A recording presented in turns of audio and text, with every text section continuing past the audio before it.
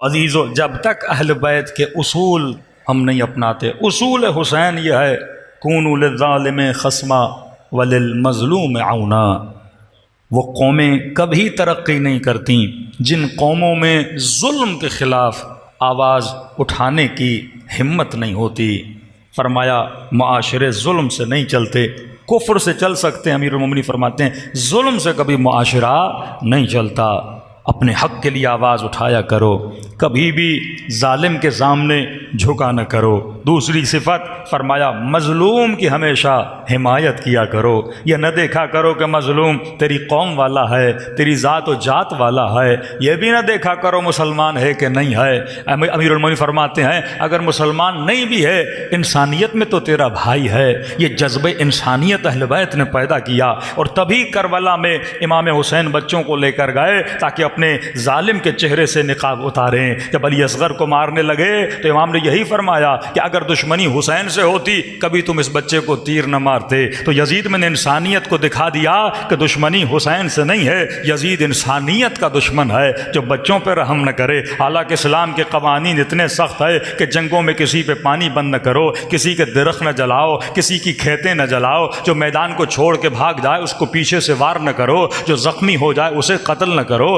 عورتوں کو نہ مارا کرو۔ تو یہ سارے قوانین اسلامی ہیں، لیکن جو حسین کے مقابلے میں آیا تھا وہ اسلام کے قوانین سے آشنا نہیں تھا۔ لیکن آج آپ جمع ہوئے ہیں فرش عزا امام حسین پہ۔ میں نے مختلف مجالس میں عرض کیا ایک اصول زندگی امام حسین خوف پروردگار عالم تھا، فرمایا جس کے وجود میں اللہ کا خوف نہیں ہے وہ حسینی نہیں ہو سکتا۔ دوسرا اصول امام حسین کی زندگی کا یہ تھا جس انسان میں معاف کرنے کا جذبہ نہیں ہے وہ حسینی نہیں ہو سکتا۔ مسلمان اگر مسلمان کو معاف نہ کر سکے، بھائی بھائی کو معاف نہ کر سکے، گھروں میں طلاقیں، گھروں میں اختلافات، بہن بھائی میں اختلافات، یہ جتنے جھگڑے کس لیے ہوتے ہیں؟ کیونکہ ہمیں معاف کرنے کا جذبہ نہیں ہے۔ ارے 5 منٹ کے لیے تو سوچو، جس نے سکینہ کا راستہ روکا، جس نے حسین کا راستہ روکا، جس کی وجہ سے کربلا کے بچے پیاسے رہے، اب وہ حسین کی خدمت میں آ کے ہاتھوں میں رسیاں باندھی ہیں، آنکھوں پہ پٹیاں باندھی ہیں، رو رو کے کہہ رہا ہے مولا اے کاش یہ آنکھیں آپ کی آنکھیں میں نہ ملاتا،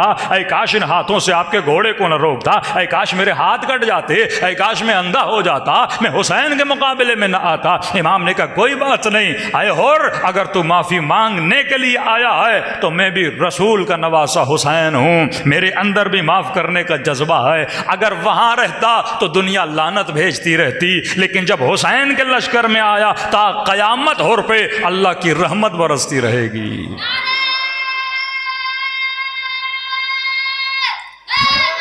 یعنی خوف پروردگار عالم۔ اور آخر دوسری نشانی اصول ہے کربلا میں یہ ہے کہ انسان کے اندر معاف کرنے کا جذب ہو۔ تیسرا اصول انسان کے وجود میں ادب ہونا چاہیے، جو حضرت عباس کے وجود میں ادب تھا کہ جناب عباس کا ایک جملہ میں نے شاید عرض بھی کیا تھا کہ جب میدان میں جاتے ہیں ہاتھ میں پانی کا مشق ہوتا ہے، دشمن ایک بازو کاٹ لیتا ہے، دوسرے بازو پہ وار کرنا چاہتا ہے تو اس وقت فرماتے ہیں واللہ لو قطعتم یمینی، خدا کی قسم اگر میرا دوسرا بازو بھی کاٹ دو لو حامی ان دینی، میں اپنے دین کی حفاظت کروں گا۔ علماء فرماتے ہیں جملہ حضرت عباس کا اتنا بھاری جملہ ہے کہ بازو کٹ رہے ہیں اور کہہ رہے ہیں میں دین کی حفاظت کروں گا، جبکہ حملہ دین پہ نہیں ہو رہا تھا، تیر عباس پہ برسائے جا رہے تھے، لیکن دشمن کا ٹارگٹ بھی عباس نہیں تھا۔ ٹارگٹ کیا تھا؟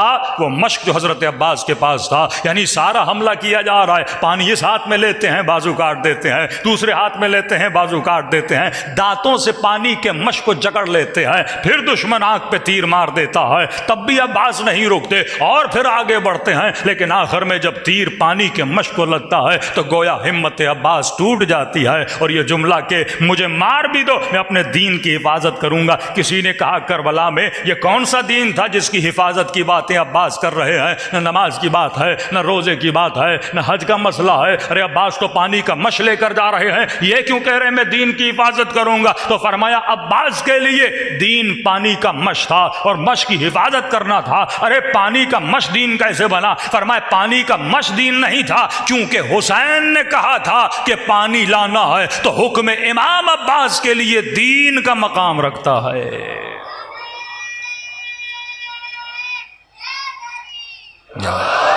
اب مومن سوچے اگر میرے نبی کا کوئی حکم ہے امیر المؤمنین نے کوئی حکم دیا، حسین ابن علی نے کوئی فرمان دیا، کیا میرے اندر جذبہ عباس ہے کہ میں وجود کو کٹانے کے لیے تیار ہو جاؤں لیکن اپنے امام کے حکم کو زمین پہ نہ آنے دوں؟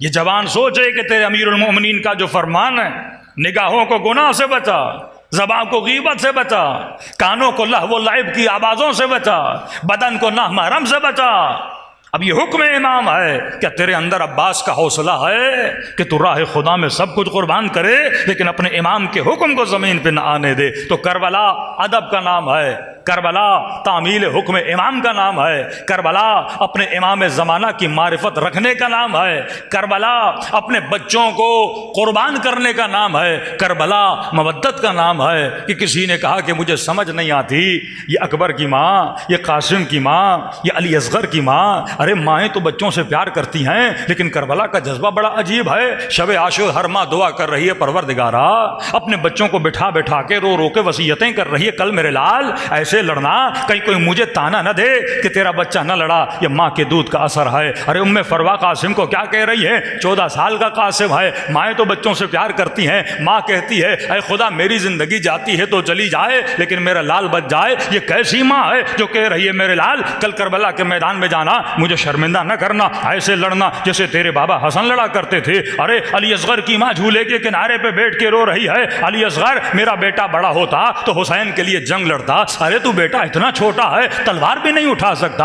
ارے کل اکبر کی ماں ناز کرے گی، قاسم کی ماں ناز کرے گی، اونو محمد کی ماں ناز کرے گی، اصغر تو اتنا چھوٹا ہے میں کیا کروں گی؟ ارے یہ کیسا جذبہ ہے جو کربلا میں پایا جا رہا ہے؟ ایک انگریز نے جب تاریخ کربلا پڑھی کہنے لگا مجھے سمجھ نہیں آتا یہ کیسی مائیں ہیں جو اپنے بچوں کو قربانی کے لیے بھیج رہی ہیں۔ ارے ماؤں کے دلوں میں تو اولاد کی محبت ہوتی ہے۔ میں نے کہا آجا کربلا کے میدان میں یہی سوال کر کربلا کی ماؤں سے، تو آواز کیا آئے گی؟ ہاں میں اصغر سے محبت کرتی ہوں، ہاں میں قاسم سے محبت کرتی ہوں، ہاں میں علی اکبر سے محبت کرتی ہوں، لیکن یہ یاد رکھنا اکبر سے محبت ہے پر حسین سے مودت ہے، اصغر سے محبت ہے پر حسین سے مودت ہے۔ مودت نام ہی اسی کا ہے کہ اپنا سب کچھ آل رسول کی محبت میں قربان کر دینا۔ تو اکثر مومنین کو کہتا ہوں جب حسین کی مجلس میں آیا کرو اور کوئی تم سے یہ سوال کرے کہ کہاں جا رہے ہو تو یہ نہ کہا کرو کہ مجلس میں جا رہا ہوں، یہ کہا کرو کہ میں اجر رسالت کو ادا کرنے جا رہا ہوں۔